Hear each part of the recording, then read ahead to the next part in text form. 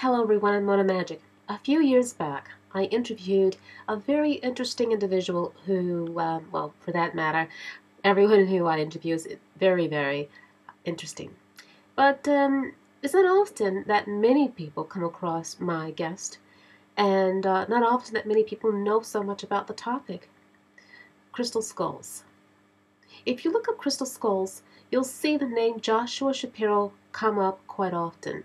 Today, he is one of the foremost experts in the world who can offer information about crystal skulls. In fact, not many people can tell you much other than what they possibly assume with crystal skull history, the power, the mystery, and the knowledge behind every single, skull out there, from the Mayans, from back in Peru to even the future.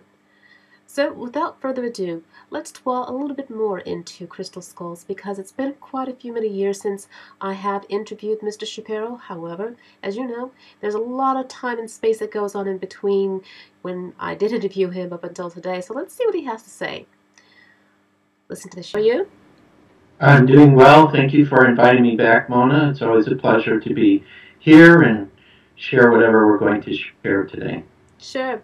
Well, you have been quite busy, and I don't know exactly what you've been doing other than, really traveling and getting assignments on, here and there, doing conferences. What have you been doing since the last time we actually spoke? Because it was the intro of Crystal Skulls, if I can recall. Mm-hmm.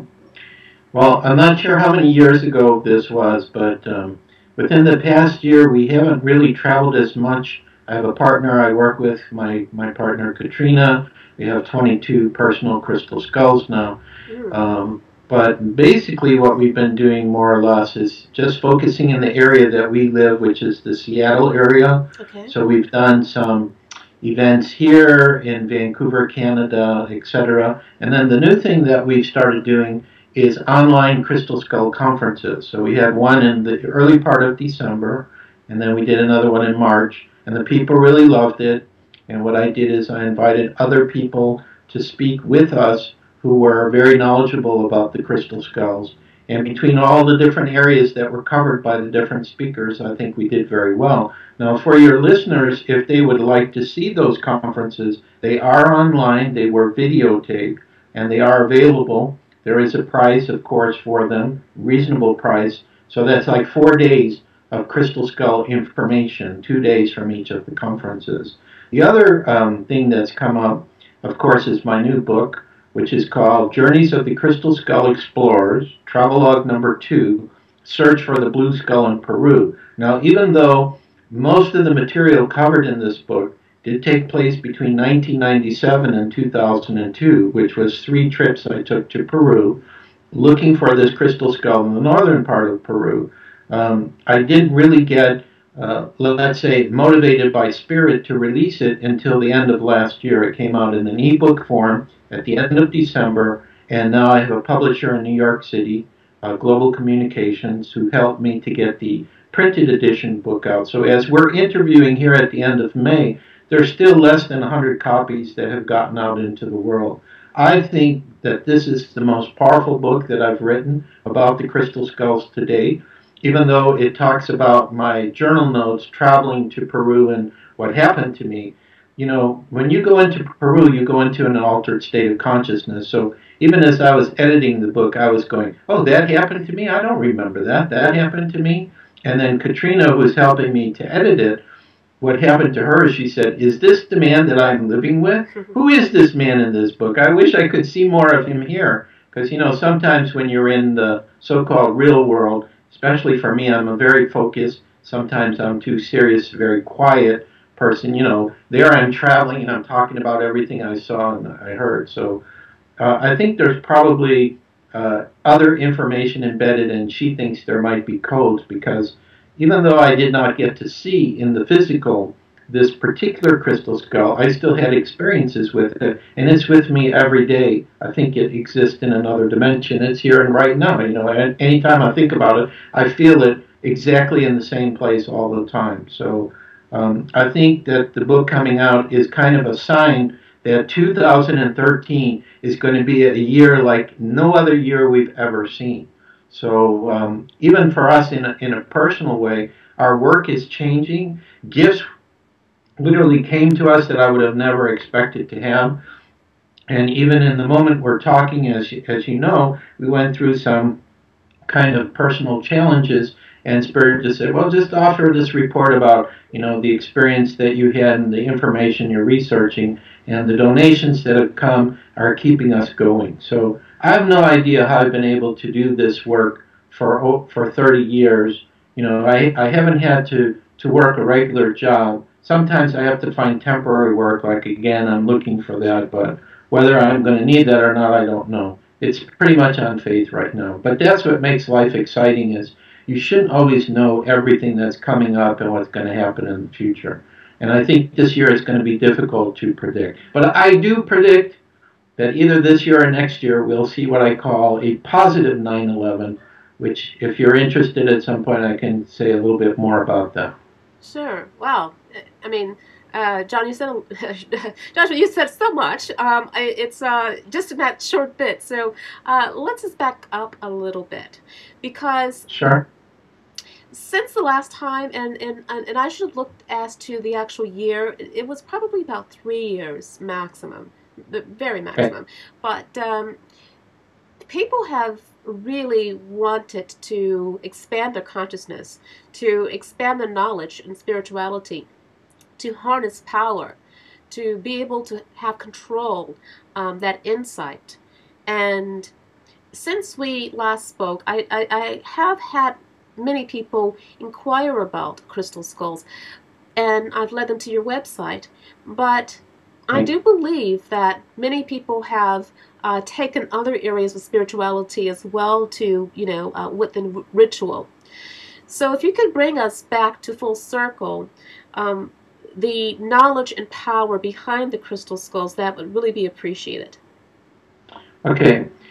Well, another aspect I want to add, which I don't think we talked about, which is becoming more apparent and maybe related to your question about why people are feeling an energy, or as you said, some kind of a power with the skulls, is, and I'm going to hold one of our skulls while I answer this, because maybe some of your listeners may get what I'm saying. I'm going to hold the first one. This is called Portal de Luz, which is a smoky quartz skull that was made by a Brazilian carver, and I received it in 1999. So he's been with me now for about 14 years. Portal de Luz is Portuguese for portal of light. One of the keys why I think people are having a powerful experience or choosing to work with crystal skulls is because there's a living consciousness that enters the crystal skull. Like, for example, when I say the name, it's like this is a living being that I'm holding who needs my support as a human being to take him from place to place in order to share him or to allow whatever sacred energies or dimensional or universal energies wish to work through him in order to help the location that we're at. So what we tell people is the crystal skulls are picking who they wish to be with. So this particular crystal skull selected me. And basically, just to give an example of that, I was at a conference in Sedona. I'm going to have to put him down. He's 10 pounds.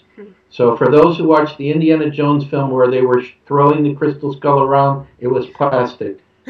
It would have been 30 or 40 pounds, the size they had, and I can barely throw maybe 1 or 2 feet in the air this one, so just so people know. Sure. But in any case, I was at a conference, and I was with my ex-wife, and she presented this crystal skull to me and said, "What do you think about it?" And I liked its form. I like skulls that are more like the human bone skull. Of course, there are modern carvers today carving everything you can imagine in every stone. Used to be the crystal skulls were only the quartz skulls. Now they're any skull that's in the shape of a human skull or an animal skull or an ET skull or whatever it is. But anyway, she offered it to me and said, "What do you think about this?" And I said, "Well, I could live with it," and she bought it for me. So I didn't pay for it with my own money. It was gifted. And that's mostly the way that they've come, is they've been gifted. But that's not necessarily, that's how a person needs to be able to get it. So if there is this living consciousness, which is connected to the soul, or the vibrational essence of the individual it comes to, then it means the skull is, I don't know if this is the right word, programmed or has been created vibrationally to link in with that individual. Now, if that's the case, then imagine what happens when a crystal skull comes to the right person and the energy's linked. What are they going to feel? They're going to feel energized. They're going to feel empowered. Their spiritual gifts are going to start coming up. They may have dreams. They may get an intuition. So there was a spiritual medium that we worked with here in the Seattle area. There are actually two, but there's one that we have a very close affinity with, and we gifted her a crystal skull. And we've spoken with her guides 3 times. We've done interviews.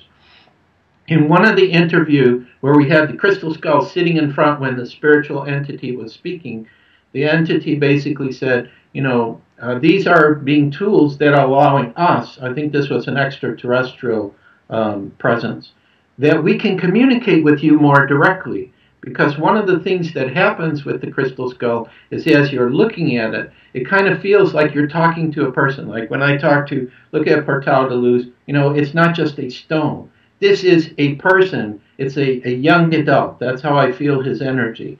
And he's evolving. And he loves me, calls me dad.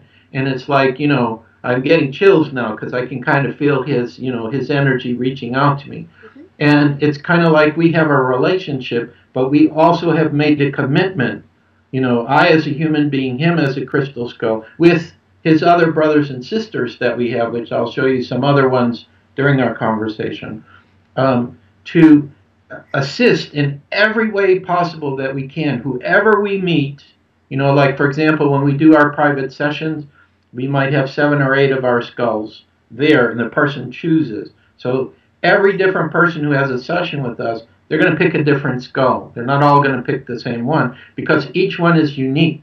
Like we have, I'll show you another one to give you an example. This is a smaller one made by the same carver. It's called Geronimo Golden Eagle Eye. And so I've always felt from the beginning when I held this skull that it had something to do with the native or indigenous people. And actually there have been some indigenous people who, when the skull has been presented, they have picked it because it carries the energy of those people. So this is, even though it's made by the same Brazilian carver, it has a different name and a totally different energy. So this is what happens with the skulls, is they each individually, pick up an energy or a spirits. I don't even know what's the consciousness speaking through. Is it a group of spirits? Is it ETs? Is it dimensional? Is it nature spirits? All we can say is it's a living consciousness. So I believe that, now I'm going to go out on a limb here and make a bold statement.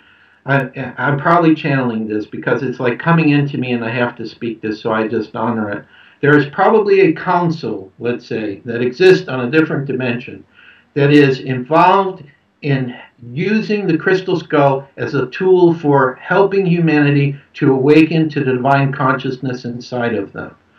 And so if this is correct, then the crystal skulls becomes like an interdimensional doorway that's allowing other frequencies and energies to come through. And I believe that in the time of Atlantis and in the time of Lemuria, that they understood the crystal skulls worked this way. So some of the ones which are called ancient skulls, and I'm probably going way beyond your question right here, but I'm just going with the flow here, that these very old or ancient skulls, they have the energy of these ancient civilizations and probably levels of consciousness which we can't understand. So I think because of the living consciousness, that's what's giving the energy and power. And that's why people are all of a sudden drawn. Like since the middle part of the 1990s, people have been drawn to get their own crystal skull. So I'll turn it back to you because I know you have more questions. Well, actually, you helped me lead you into the second question here, and it's a very important question. I didn't want to go too deep into it because I thought maybe it may be a bit too deep, but let's just go there. When you're talking about Atlantis and Lemuria, and you're talking about a higher, well, you're talking about really another place in time, another dimension, you're talking about a higher consciousness.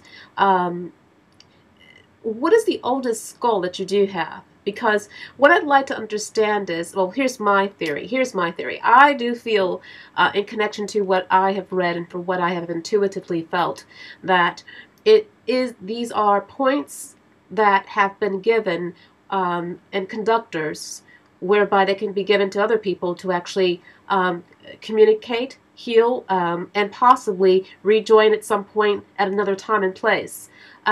Depending on where these skulls are or how they help people, just basically sort of like magnets and points, whereas they can rejoin and do whatever is needed. So with that, I'm trying to understand, in order for us to know the truth and direction, we have to go back to the source. And from the source lies the truth and the origins and the purpose of these skulls. So with the oldest skull that you had encountered, was it of a crystallized, when you go in, prehistoric times where some things are crystallized, but that's amber, the mosquito and the amber, that type of thing. And I have seen some skulls and some, even a person crystallized, but that was in an Antarctic environment.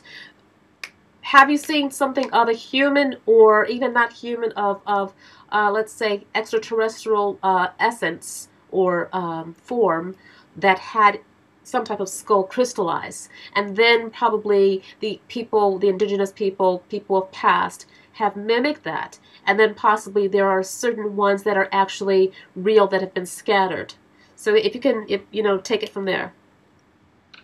Okay, related to your question of which one do I think is the oldest one that I've met, I would say it's the Mitchell-Hedges skull, Okay. because I believe it is of Atlantean origin, and this is what has also been channeled by Carol Wilson Davies through a book called The Skull Speaks, that possibly the origination of the material of that skull came from the great crystal of Atlantis, and then because they had a superior technology, they were able to make that skull almost an exact duplicate of a human bone skull. Although in our first book, Mystery of the Crystal Skulls Revealed, Sandra Bowen, who is one of the co-authors, said the Mitchell-Hedges skull was actually the skull of an Atlantean priestess that was crystallized.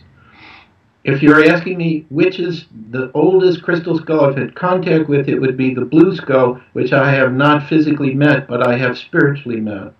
Because I think that one, and this is what I talk about in the book that I mentioned, I went to high in the Andes Mountains, and I went to a sacred lagoon that the local people use for healing of people.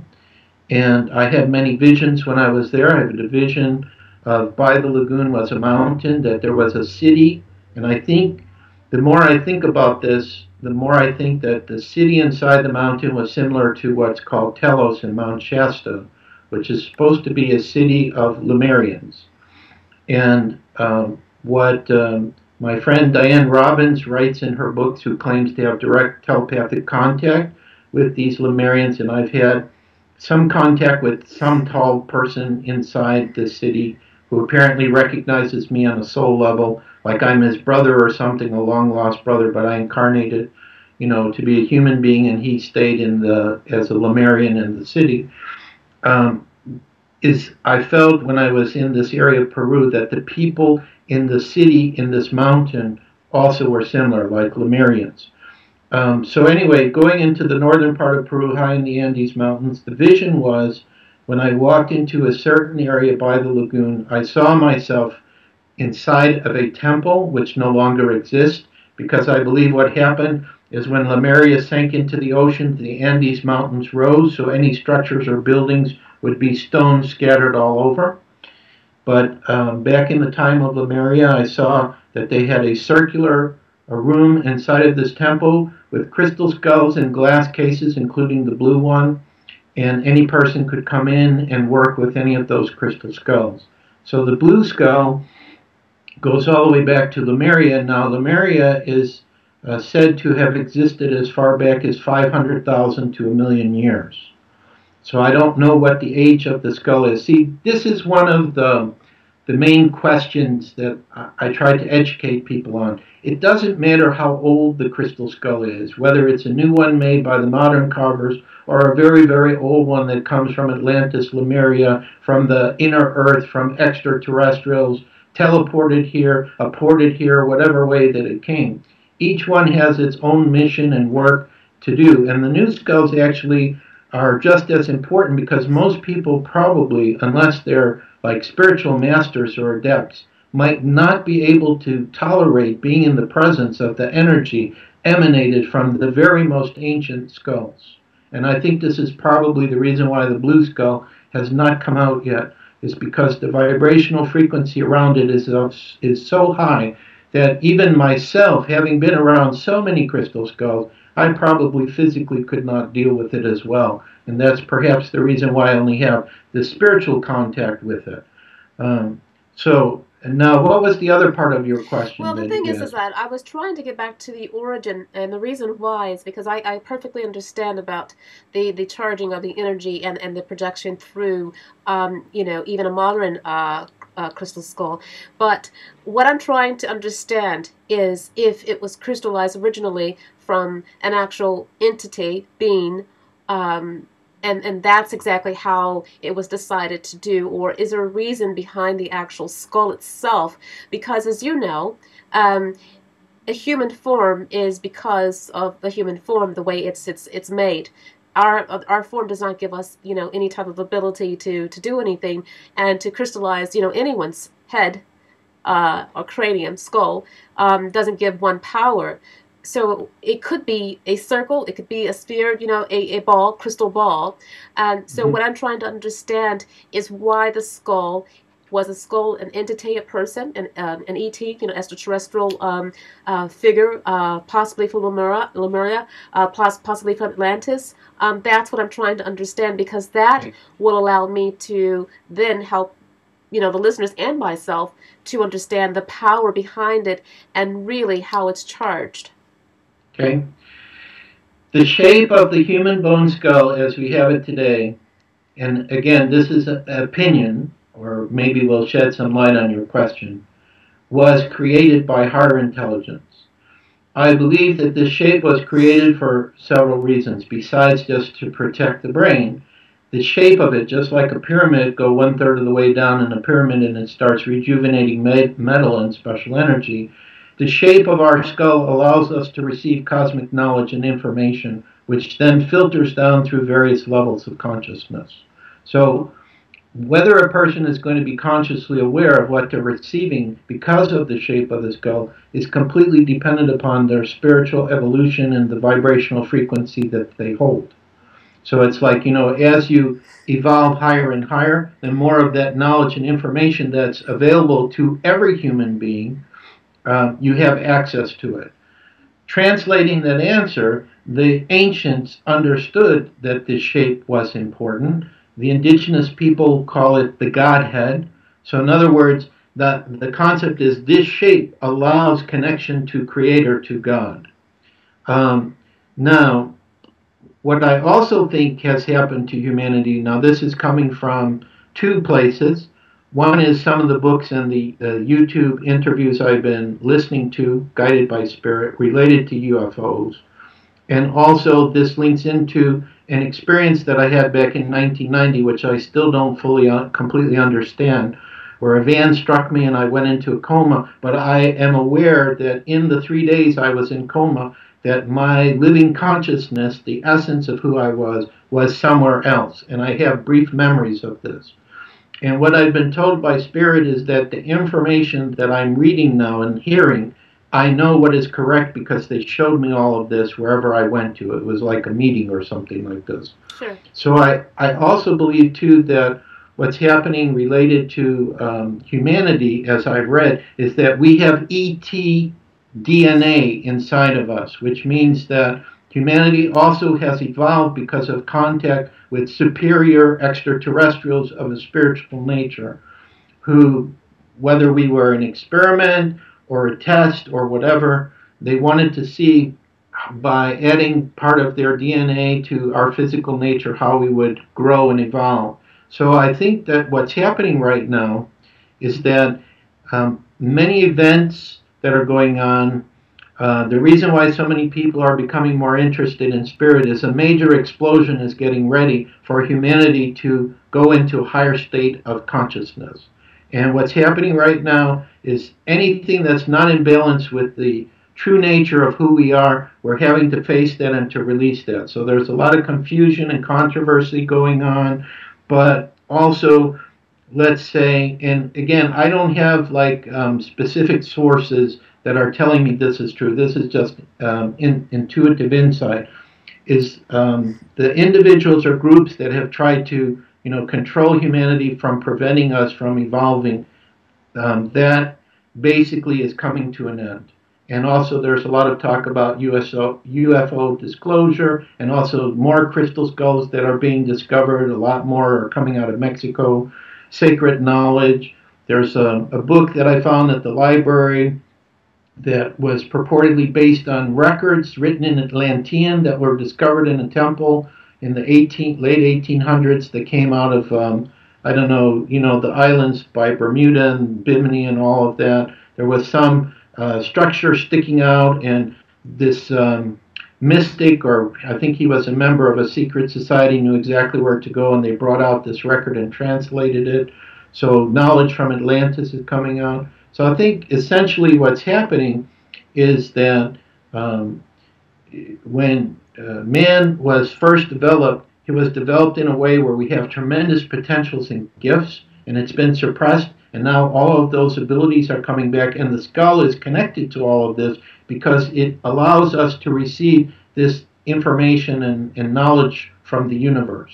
So I think this is the reason why people are being drawn to it. Like when I first started in the 1980s, there were very few people who wanted to have their own personal crystal skull. Yes. Now, based on all the people who are contacting us, all the people who are feeling to be teachers, all the books that are coming out, I just found out there's another gentleman here in the Seattle area who's writing fictional stories with crystal skulls I never heard of. So many people are becoming interested. It's a sign that humanity is getting ready for a full-blown, some people call it an ascension. I just think it's an awakening. We're getting ready to be awakened. And the skull is a very important part because it links us to cosmic knowledge.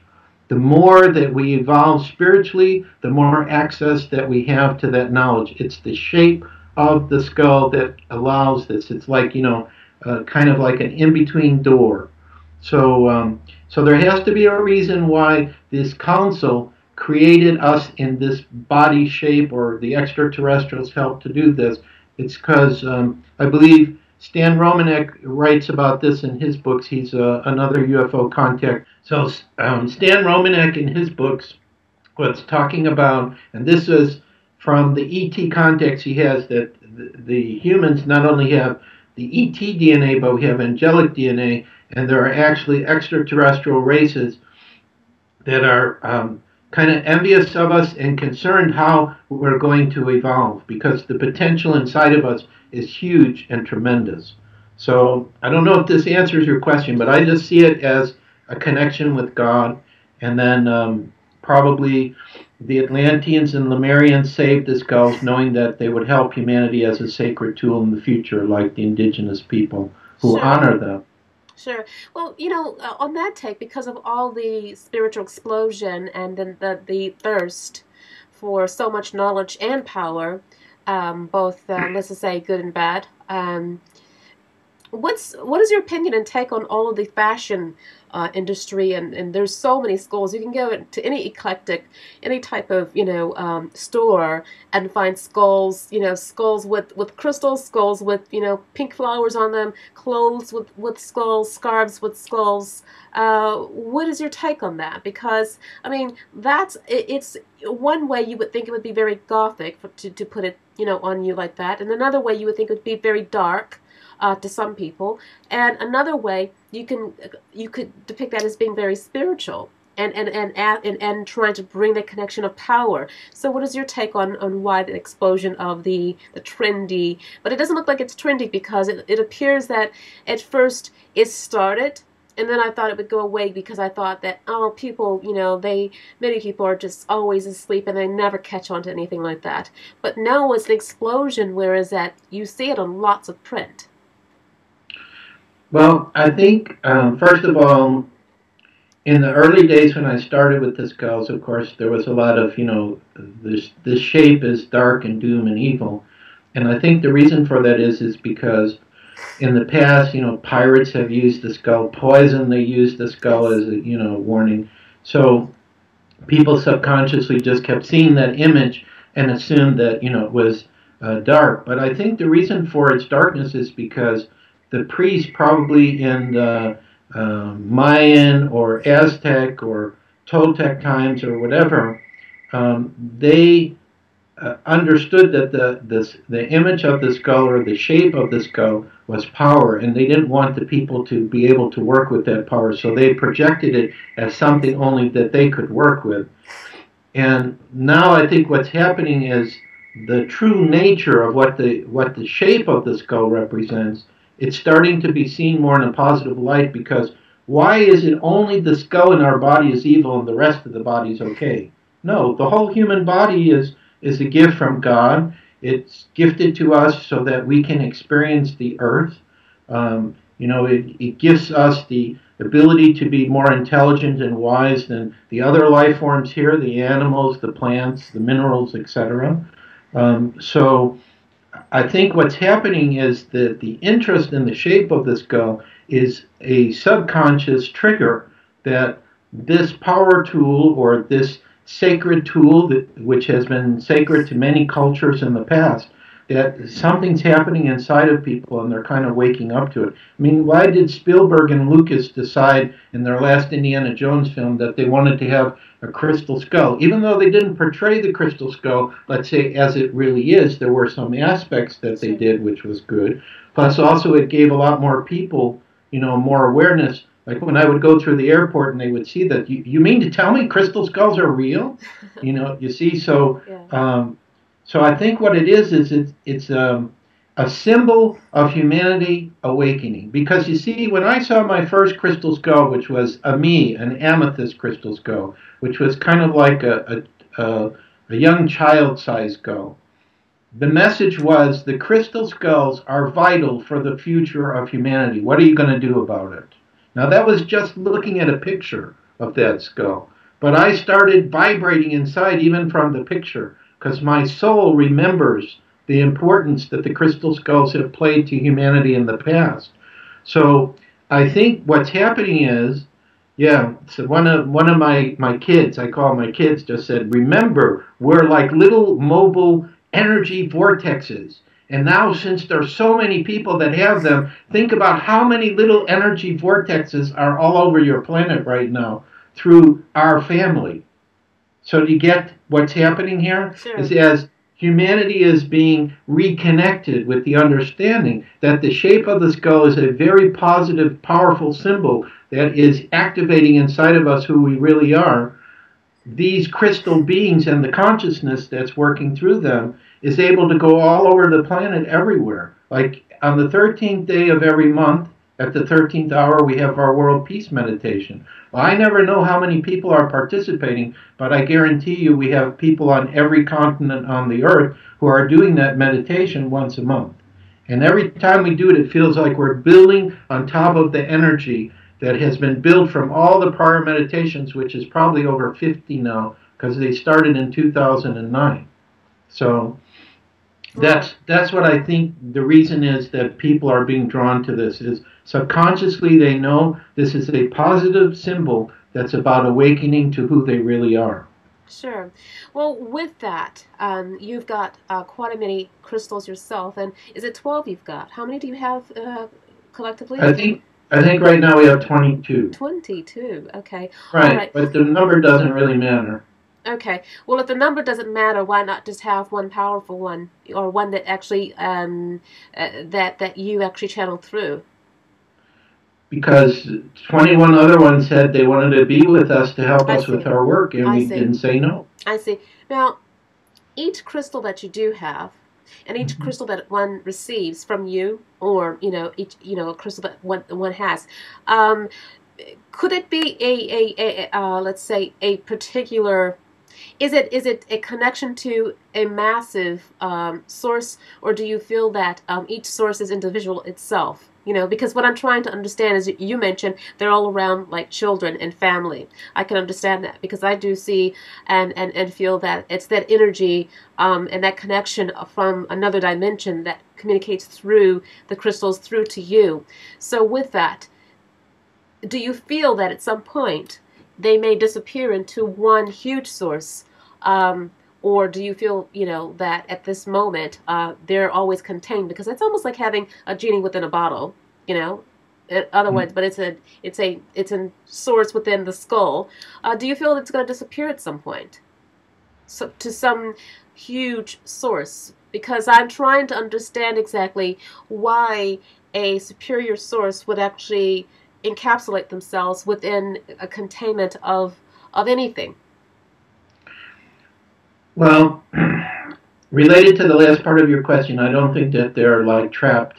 I think they're moving backwards and Sure. forwards. Okay. And like for example, there's a lot of times where we don't pay any attention to the skulls. They're just all sitting together on the table. And maybe they're doing some work themselves without our guidance, or maybe the beings that are inside of them are going somewhere else to do some other work and only return when an attention is brought to them. Um, I don't I don't get the sensing that they're like all going to disappear or move into one form. However, they have shown this idea of a network, an etheric energy network, which I always see in the sky for some reason. I can't explain why. It's just when I think about it, that's what I see. I was shown this network when I received Portal de Luz in 1999, and my understanding of it is that when a crystal skull, either one of the older ones comes out of the ground or a new one is made, there is a position on this grid where each one sits, which means they're all interconnected. But for the new one doesn't sit on the grid until it finds its true guardian and it becomes what I call activated, I which see. means Okay. awakened. Or the stone is awakened, so the living consciousness that's meant to work through it has the chance to work through it. So I see them all interconnected. So it's kind of like a crystal skull internet, if you will, I understand. where they're all connected. And as a matter of fact, what I have felt sometimes is, even though we do not have purportedly any of the so-called well-known ancient skulls, but in my presentations that I do, I'll show slides or video. But I also feel that through our children, that these other skulls, if they wish to be present, the consciousness that normally works through our skull can go aside, and the consciousness of the other ancient skulls can be present to share their energy with people. Because when I talk with our skulls, and they look at humanity and they say, "We don't understand you guys. You fight amongst each other, you argue, you have violence, you try to prove your point. With us, we're all family. We don't take any difference between if a skull is brand new or if it's very old. We see each as equal. We know that we're all working together as one." So to me, the crystal skulls are kind of like a sign about this concept of oneness. However, I do need to mention, because of the way that humanity regards any object or a sacred object, there have been some crystal skulls, the energy has been perverted. Hmm. And I have met some of those skulls. Like in Mexico, I almost became very sick trying to help to rebalance the energy in one, and it was almost impossible. It's because I believe that the skulls, especially the quartz skulls, are going to record the frequency of energy of everything that happens around them. I So see. let's say they're a priest and they want to use the skull to manipulate the people, it's going to pick up that type of energy, and that's the energy that will be present. But I think that the ones that were made long ago by the great civilizations, they have a protection system so they can never be violated in that way. And if a skull of that power is ever violated, it would self-destruct. It would Hmm. not allow itself to be misused. So I need to be careful when I share that, because there are certain people who have an adversity to the shape of the skull that if they hear there's one skull that has a negative energy to it, they can then say they all do. And that's absolutely not Of the course. case. We receive so many stories and experiences from people around the world through our email and through our website, about positive experiences that they're happening and how the skulls are helping them, to grow spiritually and to have more uh, confidence in themselves, and their gifts start coming out. And that's really what the purpose of the crystal skulls is to awaken humanity to the potential that's within us, because we all are divine children of God. So that's the main message I receive from them. And they just love having contact with us, and working together. So it's kind of like a team effort. Why not inhabit a human and provide the connection spiritually, or let's just say without form, if it's an energy, because energy is shapeless. Well, energy can be, probably within a shape, but with such an intelligence, I would like to understand, for instance, if you were to go on a holiday and then be locked out of your home, and you took a vacation and you got locked out of your home, you wouldn't have your skulls all with you because they're pretty heavy. And I would assume that communication could possibly go anywhere, because that intelligence is not confined within our dimension. So why not actually not worry about the skulls and then carry that relationship on another plane, whereby you don't have to have the skulls at all? Well, here's their answer to you. It's specifically to you. Sure. You are a star person. You are accustomed to living in a spiritual reality. For you, these physical objects are unnecessary. But look at the consciousness collectively of where humanity is. They are not where you're at or where I'm at. That's not to say that we are more superior. It's just our nature, the experiences that we chose in life to follow a spiritual life, has brought forth the essence of our soul that we can, work in that way as a human being. The idea of the crystal skull is, by being in the physical, is it becomes a catalyst so that there will become a day where we will not need them in the least. And also, for me, I do not need to be in their presence to hear them. They talk to me no matter where I am. I thought but so. Right, but it took a period of time to acclimate. In other words, with Portal de Luz, who's the one I've had the longest, when I first had him, it wasn't that way in the beginning. But after maybe 3 or 6 months, it was like, hey, I don't need to be around him to hear him when he wants to talk with me. So it's because I formed that relationship, I integrated with his energy and he integrated with mine. So even for the skull too, it takes a period of time for it to integrate with who its guardian or Sure. owner is. Okay, but you are correct. We don't need them. It's just we have all these tools. Why do we have tarot? Why do we have astrology? Okay, it gives us the ability to link into these other frequencies by looking at the symbols on the tarot card or the symbols on astrology, which then brings forward that information. But when I do a reading for someone, I don't use tarot cards or astrology. Even though the skulls are sitting around, most of the information is just coming through my gifts. Yes. But what they're doing in my session is they're amplifying the energy, making it easier for me to work in that gift. Because when you're in a higher energy, like when I go to South America, all of a sudden all my gifts are sharpened.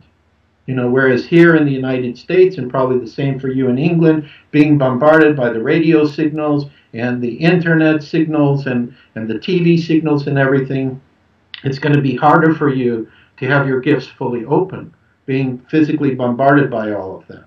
I see. Well, I have another important question to ask you, because it's actually going to well, it suits a few things that you've said throughout the interview. You've mentioned the word, or let's just say the name God. You've mentioned that, and I would say it, because you can't classify an entity as anything other than it, without sex, or being sexless.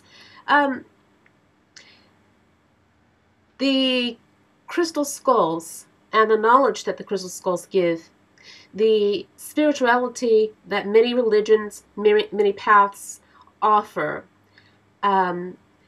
is not synchronized with the crystal skull path in a way, because there are questions of extraterrestrial beings, and then there's spirituality, which basically run religion and other occult aspects off the street. What do you have to say about that? What does your connections, or what does your tell me what you have to say about it. Because I really would like to know. I really would like to know, because many people have the question, and many say, if they find out that extraterrestrial knowledge or higher knowledge is giving us what we need, if we come to a higher power, we won't need religion. We won't need these other, different things here and there. It would actually empower us, in fact, and probably put lots of other places out of business and destroy people's lives, because they'd be really pissed off that, everything they've done all their lives is not right. What do you have to say about that? Because you're saying that it's the knowledge of, Lemurians and the Atlanteans and of probably an extraterrestrial higher level, and that has no place with people connecting to spirituality in so many different ways, because they connect it to certain sects and religions and paths of a different plane. Okay. Basically, to simplify your question, what you're saying is that we have two types of people that exist on our earth simultaneously. We have those who are following a spiritual path, and those who are sleeping that are following a pure physical path with great difficulty believing in the aspect of the paranormal. Yes, that's essentially what you're asking about. Yes. Well, first of all, as you can imagine, in my 58 years being on the internet, going on some television and so on, I've met both kinds of people. And the way that I view it is the following. Every individual on this planet has free will to choose what path is right for them. In other words, even if some of my experiences may drive other people crazy, or as one archaeologist did in an email recently called me a wacko,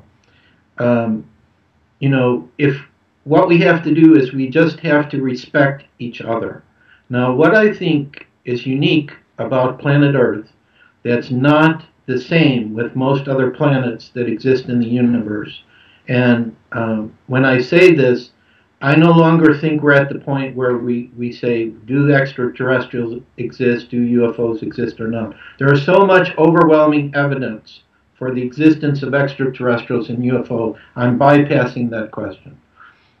And I'm just saying, there are other planets with other life forms.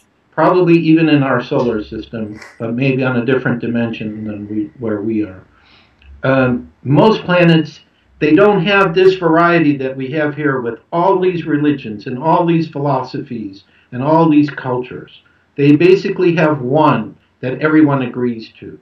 This is what makes planet Earth very unique. But it also makes it very difficult, because it's almost like there's a division here. So for the spiritual people, how do we share these amazing experiences, this incredible information and knowledge with people who are going to fight us tooth and nail and say, no, it's of the devil, it's not possible, it can't be happening? I think that what's going on right now is every day the vibration of our world is getting higher and higher, and we're having more and more what I would call paranormal phenomenon, whether it's ghosts, contact with UFOs, other dimensional beings. More and more people are having this experience. So the bottom line is, the way to look at it is, for those who do not believe, I honor and respect them. That's their path. It's not my job to convince me that they're right or wrong, nor is it their job to try to convince me that their way is right or wrong. Let's just honor each other. Indeed. Every spiritual path, I think eventually, whether it's Christianity, I believe Christ could have been an extraterrestrial that came here to teach us about who we are and God. The same with Buddha. All the different religions, there was a great, great teacher, a spiritual master, if you will, who brought these teachings. And then over thousands of years, people said, like, supposedly in the Bible there were remarks about reincarnation that I guess about 300 AD, the Council of Nice decided, oh, we got to get rid of all of those things, you see. So, but what's interesting, and I forget who I was oh yeah, was a person who responded to this free report that we've been putting out about, UFO information that I mentioned before. She was talking about that the Pope and Rome has started to acknowledge the existence of extraterrestrials all of a sudden. Yes. So I think what it is, and this is the bottom line, every person should just be open to information and just decide.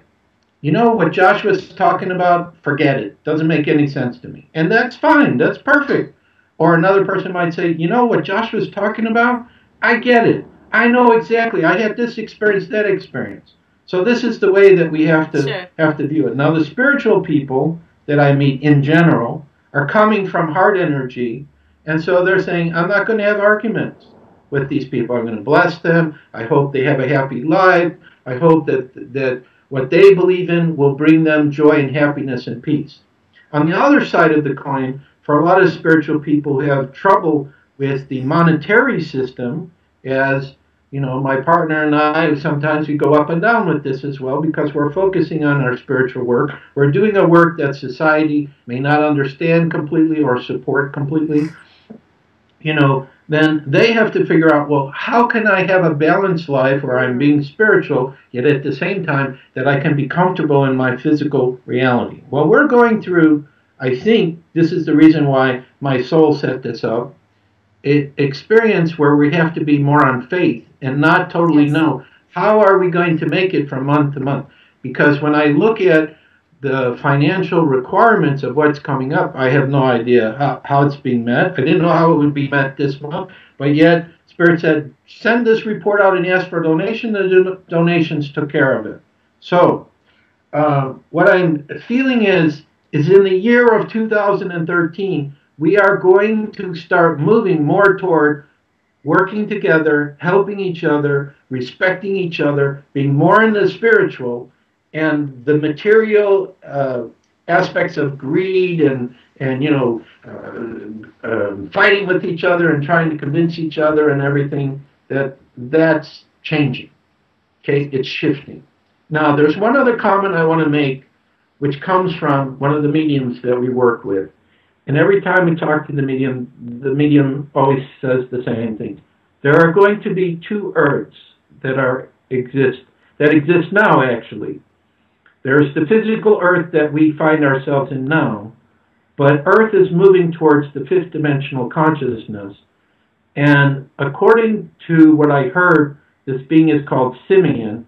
He said by September of 2015, the light workers will be in the fifth dimensional Earth. If that happens, if this is true, and I have no way to prove this, but I can't let this idea go, so it has some merits, I think, then it means the people that are left in the third dimension will be without the light workers, which means their lives may get a lot more difficult because there are millions of people now who are praying each day, are having positive visions of seeing a peaceful Earth. And according to Simeon, what happens is one night you go to sleep in your bedroom, you wake up the next day, you look around, it looks almost the same, but you sense something's different. The fifth dimensional Earth is going to mirror the third dimensional Earth, except it's going to be peaceful, telepathic communication, contact with the extraterrestrials, the interterrestrials, the dimensional beings, the spirit beings, animals, plants, harmony, flying cities, crystal cities. Because I have a vision of this from my future self, but it may be that he's looking at the fifth dimensional Earth, I don't know. He seems to be in about 2030, 2040, I don't know. So another thing that's very strange that's going on, this is only for the spiritual people, is timelines. And this is what Katrina, I think, is working with, is shifting the energy to try to get our timeline to be in more harmony and peace. But there are also parallel Earths. Like anybody watch the TV show called Fringe, where it showed a parallel Earth, or Sliders, which is on here in America, the Sci-Fi Channel, they show it, where they're going from parallel Earth to parallel Earth. It seems like as the Earth is going into higher frequency and energy, we're having contact with these parallel realities, with these parallel selves. And also, it's opening up dimensional doors for more ETs to come through and have contact with us. So 2013, according to what my invisible friends say, or maybe what I'm remembering when I was in coma, excuse me, is going to be a pivotal year, a positive 9/11. Instead of one creating fear, I don't know if the extraterrestrials will do something, if somebody who's passed away will come back, but something of an extraordinary nature, whether this year or next. This is what I'm feeling, is getting ready to come up. And if such an event occurs, it would transform people and awaken people. It would almost be like a shock for maybe you and I. Hey, no, we already know this stuff. You know, even though our human part may not have experienced it as full force as we would like. And that's, I think, part of the reason why, you know, a lot of the spirits, even though you can hear them telepathically or you sense them, they don't just all of a sudden appear to you because they know your human part will go, ah! Who are you? Where did you come from? Of course. You know, Of course. but this is what I think is going on. So the key to survive now is respect. Allow each person to follow their path. Now, if somebody asks me and says, you know, I have this problem, I have this challenge, what do you suggest? They're giving you permission freely for you to share your perception and your ideas. Now, you should not become upset if they say, no, I don't believe any of it, I don't accept it, even though they gave you permission. It's just sharing. That's the key for right now. It's just sharing. It's the same thing. I don't see myself as like a crystal skull guru or whatever. I'm just a man, and I am a typical Aries, and I devoted all myself into studying the crystal skulls and the challenges coming up with how can I share the best information about them. You know, even though I don't have a lot of resources sometimes, how can I do it? Well, the internet, books, you know, shows like this, whatever. You know, but once the information is shared, it's released, and people accept it or not. It's the same. I'm talking with you. I know you're listening very carefully because you're looking for some answers for some of your questions and maybe some parts of what I've said because I'm not thinking about what I'm talking about. I'm just letting it come through as it comes through. I totally appreciate that. I appreciate that. Right. So maybe that will be of value to you. For me, if I give a talk and I help one person, and maybe there's 1,000 there, but there's one person that comes in and says, you know what you said? This is exactly what I was successful. Well, let me ask you then, because I get very well what you're saying. In your own intuition and the messages that you can possibly bring, you know, through your voice, could you give me a scenario that you feel the energies of the crystal skull, and let's just say in a few years' time, let's just say that your vision proves to be correct, and it comes to pass? What does good look like? What does spirituality come to with the actual skulls? Because you've mentioned, yes, a fifth dimension, but where do the skulls come into play? You mentioned that some of the skulls may show up, some of the skulls may reveal themselves, but how can people really wean themselves to this point? Because at the moment, I can assure you that many people listening may say, well, you know, there was a skull down the street, maybe I should pick it up. And next thing you know, there won't be a damn thing coming through from that skull because it'll have been some type of ceramic thing that they could have probably even bought at the dollar store or the pound store, you know, wherever you're at in the world. So how can people help themselves to that point, to an element of peace, once they do wake up to even, you know, practice, to work to the point that we're talking about at the moment? Okay, well, as far as the crystal skulls themselves, I believe that if a person feels drawn to have one, the right one will come to them. Sure. But it may not come to them like immediately because they go to a store. It may be we've helped many people. Um, I think since I've worked with Katrina, we've probably have had, I don't know, 500 to 1,000 crystal skulls that have gone through us to other Wow. people over the years. Um, and that's pretty remarkable if you think about it, because sometimes when we receive them, I look at it and say, nobody's going to want that one, and yet it goes. I Somebody see. finds it. Sure. So I think the key is the individual needs to select for themselves the one that feels correct for them, not just pick anyone. Or if they pick one, use it just to get experience working with the energy of it to prepare them for the real one. Now, Now, do you consecrate any of the actual skulls? Do you activate them? Do you do anything special to them once you get them to actually get to others? what happens for us is we have received skulls from China and Brazil. They have set with our personal crystal skulls, but also Katrina, my partner, is the master. She knows exactly how to prepare them for the individual. She I might see. take them to the mountains around here. We have a lake around here. We have a river around here. She gets probably communication from the spirit in the skull, exactly how to prepare it prior to it going to the individual that Okay. eventually receives it. And many times when the skulls have been sent out, we'll get an email saying, I can't believe how powerful this is. Yeah. How lucky I am that I found it. I'm only going to get skulls from you guys. So Yeah. we can actually help people. Now, there was another question I think you asked me, because you asked me several questions at the same time. How do I see in the future the crystal skulls helping our world go to peace? Didn't you say that? Yes, indeed. Because okay, so this is the vision I have. Now, this vision is part of a movie that's actually done as a script, but I have not found any help whatsoever getting support for this, because I actually have a movie that's in 3 parts. This is part 2, which takes place during now. But there's a part that starts in Atlantis, which is part 1, and there's a part that goes into the future when world peace exists on the earth. Okay, so I'm only talking about the second part of this trilogy. But I'm going to offer this as a potential vision because I see this. So, in this so called fictional story movie, there are 13 crystal skulls that come together. And what happens is the movie mostly focuses on an archaeologist, an explorer, and the daughter of the archaeologist, who has worked in the Mayan area and heard about the crystal skulls. But in this story, none of the crystal skulls have come out yet.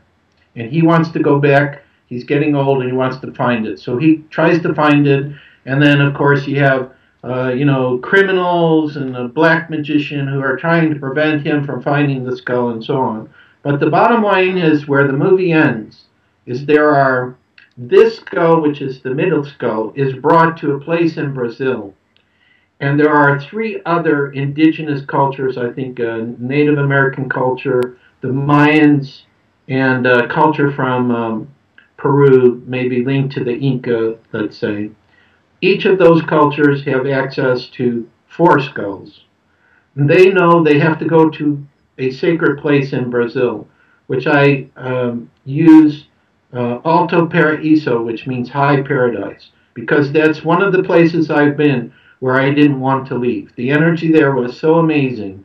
Reports of UFOs, and the only place I've ever been where I stepped into the future for about 3 seconds, in knowing that I would be back in that place. And also the local people said, this is where when the earth is united, the council of the earth, the new government of the earth will meet here. So I use that place in the story. So the final episode is where the skull from the archaeologist comes, the other skulls from these indigenous people come, 12 skulls surrounding a central skull. When they're finally rejoined after being parted for thousands of years, a beautiful rainbow light emanates from the center of this circle. They're put in a circle around the central skull. And this light covers the entire planet. And then what we see is a scene where, the Israelis are fighting the Arabs, And all of a sudden, they totally forget what they're doing and they start hugging each other. Brother, brother, how are you?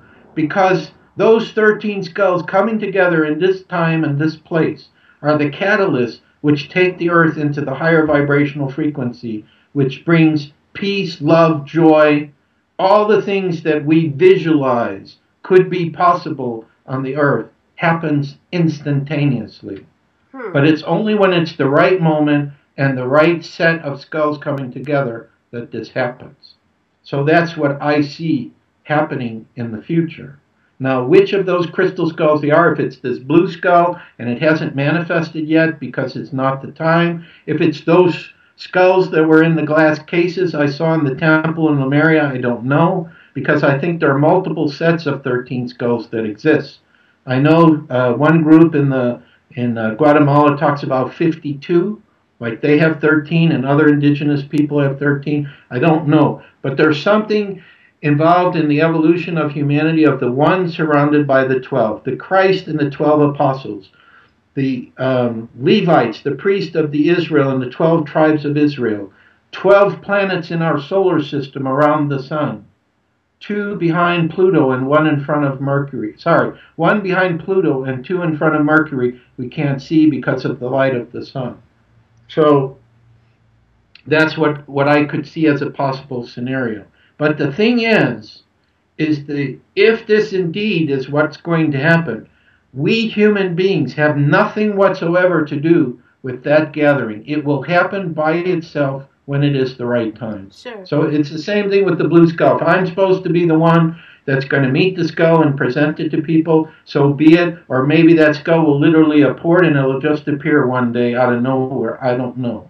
But we're coming into a period of time, I think, right now, where these so-called unbelievable type of phenomena and events are getting ready to happen. So in our future, it will be normal in a daily event. Wow. And I know this because I'm in touch with my future self, and he tells me, yep, we're going to have it. It's going to be like this. We're going to have contact with the inner Earth people, with the extraterrestrial. We'll be able to go on board their spacecraft, see the other worlds. So that's what's the potential ahead of us. Well, that's incredible. I can see lots of governments probably against that and some governments for it, because of the power-stricken people out there and the people who want to have control over so many people. Containment and putting people and suppressing people is something that governments and many people enjoy doing. So I can see that being the only resistance, if anything. Yeah, but if it's working with the higher frequency and power of love and compassion, sure, and that we are the one family, there is nothing more powerful than that. Indeed. It doesn't matter what's attempted. When it's that right time to happen, it's going to happen. Yes, indeed. And so it's just a knowing this. I know for sure the world will see peace. But I can't tell you specifically point for point. I believe that they showed me the entire scenario when I was in a coma. But I can only remember now what I'm reading and hearing in the books and on YouTube related to UFOs. I see. That's what's been coming out. Well, it can't come soon enough, actually. But on that note, you're sitting around some reports, and those reports, can you let the audience know a little bit more, not too much, but just a little bit about what's in them? I know that you've given a little bit throughout the interview, but I'd love for people to actually, contact you to receive these reports. Can you just give a little bit about them and the best place for the people to actually contact you in order to receive them? Sure. The main new report that I've done within the last few weeks is I've taken books that I found in the library, and I've taken interviews that I've listened to on YouTube, which, some of these books and interviews may be totally unknown to your listeners. Mm-hmm. So it's not any information that's not available. Sure. It's information that's out there.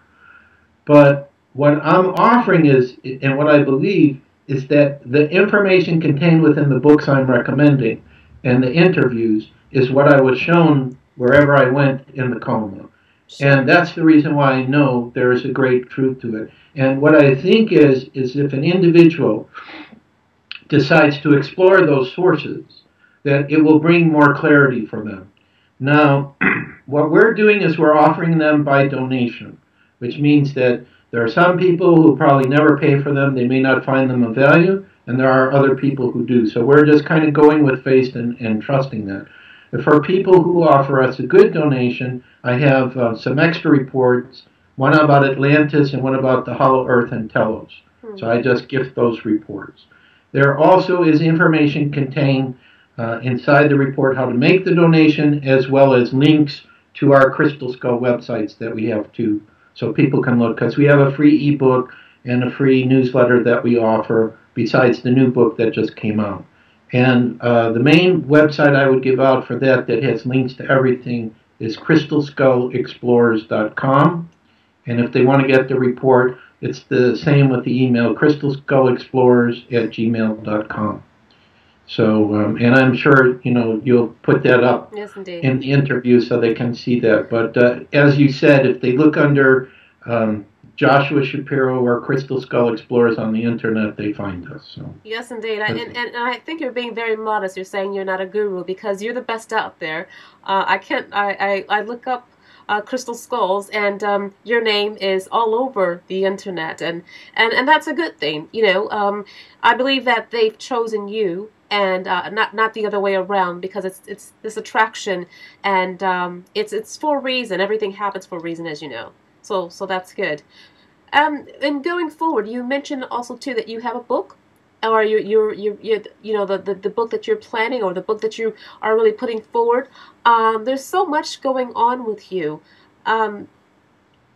Is it going to be that you stop when you actually find the blue skull, or is it going to be what's your height? What is your goal ultimately in reference to your career and the path that you've actually been chosen for?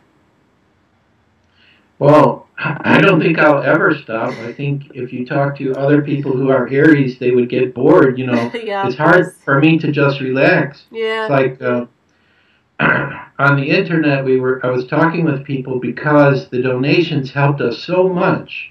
We got people donating and helping us from all over the world. I thought, well, why don't we just set up kind of like a support network? So I created very quickly a mailing list where people could talk about, when they're running into problem or difficulty, to ask for assistance. And if we take turns helping each other, this is how it's going to be in the future. Sure. We're just going to be working together and helping each other. So, sure. But I don't believe I'll ever stop. You know what? I don't think so either, Joshua. Not at all.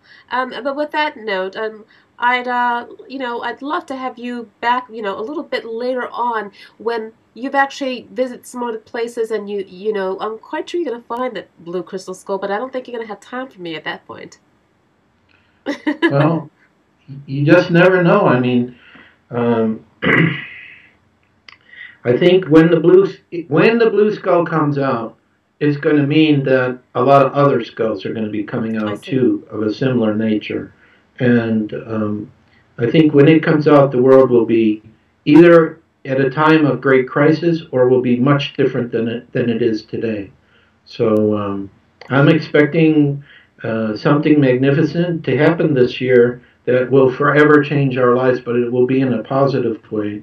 And for Katrina and I and our crystal children, we're just going to keep going and see where life takes us. And who knows what other crystal skulls may come, or hopefully we'll be able to work with some of the other teachers and so on, because that's another key message that we've received. Sure. So again, people can find us at crystalskullexplorers.com, or just feel free to send us an email, and we're just doing the best that we can to get the best information out there. Sure, and you do have lots of great information, lots of historical information that you don't normally find on other sites about crystal skulls, and you don't really find many reputable ones out there either. So I wish you all the best in your career, and I do hope that you do find it finds you rather than the other way around for the blue crystal skull. But I want to thank you, Joshua, for agreeing to be back on, and all the best to you, and all the best of luck, because you have been a very busy man, and I have to say that you are a testament that the skulls have given off a lot of energy to help you, a lot of knowledge, And normally, people would say, well, maybe the guy's a quack or something. But I have to say, you are no quack. You are a living testament that you are receiving information from the skulls.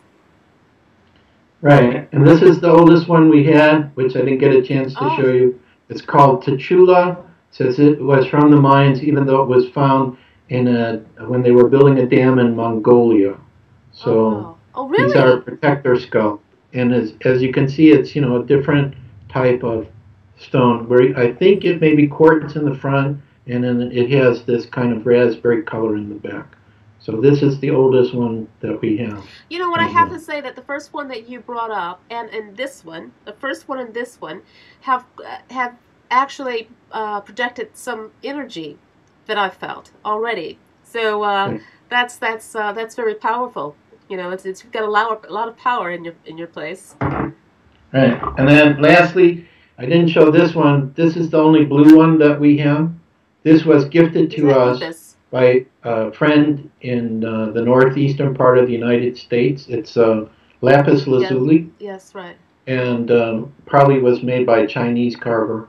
But she was reading this book on the blue skull, and after Ah. listening to all of my experiences, I had a dream where I saw a portal de luz, the first skull I showed you, next to a blue skull. So now that vision in the dream has happened. The skull, the blue skull, was next to it, so it kind of holds the energy right now for the blue one I'm looking for, which of course is much more human-like in a more clear quartz, sky blue color. So that's our other one. This one we've only had for about a month. And you may So ask may I ask you a question because I'm not a carver. I'm not a sculptorist. But how long does it take to actually make a skull out of true crystal, out of real crystal? well, I've heard from the carver Portal de Luz. He carves the skull in a matter of days, and then he has people polish it I because see. you can't really see the features of it until it's polished. And then I know another carver in Oregon who takes months because he's very precise in how he does it. So it just depends on the individual carver how they're able to do it. But as far as the ancient ones, how they were made, of course they were not carved. They probably had some advanced technology in order to make them. Which we could spend days speculating on how that happened. Well, for the record, my speculation is that I do feel that that's probably the way the entity actually projected itself. Yeah, could very well be. Could Yeah. very well be. Yes. Well, Joshua, it's been wonderful. I want to thank you for joining me today, and really, I wish you all the best. It's been wonderful, and thank you for the information that you've given me this time and in the last time as well. Well, you're very welcome. Anytime, Mona. Be All a right. pleasure to come back again. Thank you.